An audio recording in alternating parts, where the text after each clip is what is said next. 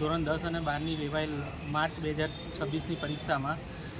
માર્કશીટમાં અદ્ભુત ફેરફાર કરેલ છે, જેમાં બોર્ડ દ્વારા વિદ્યાર્થીઓને વેરિફિકેશન માટે બોર્ડની કક્ષાએ ન જવું પડે તેના માટે માર્કશીટમાં જ QR કોડનો ઉપયોગ કરેલ છે અને ભવિષ્યમાં લેઝર પ્રિન્ટિંગ દ્વારા પણ ઉપયોગ કરવામાં આવેલ છે,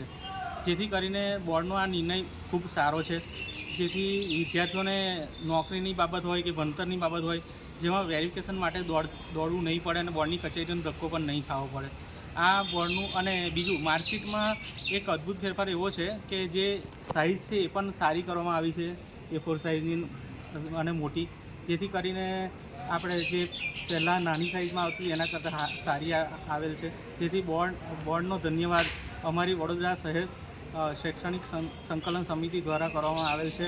અત્યાર લગીને એવું હતું કે જ્યારે પણ વેરિફિકેશન કરવું પડે તો બોર્ડને ટપાલ દ્વારા કાં તો રૂબરૂ જઈને વેરિફિકેશન કરવું પડતું વિદ્યાર્થીઓ માટે. હવે જ્યારે QR કોડ આવી ગયો છે એટલે ઓટોમેટિક ડિજિટલ દ્વારા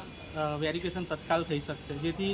માર્કશીટ આ ખરી અને સાચી છે તત્કાલ ખબર પડી શકશે. એનો સમયનો બચાવ થશે અને બધી રીતે સારું થશે.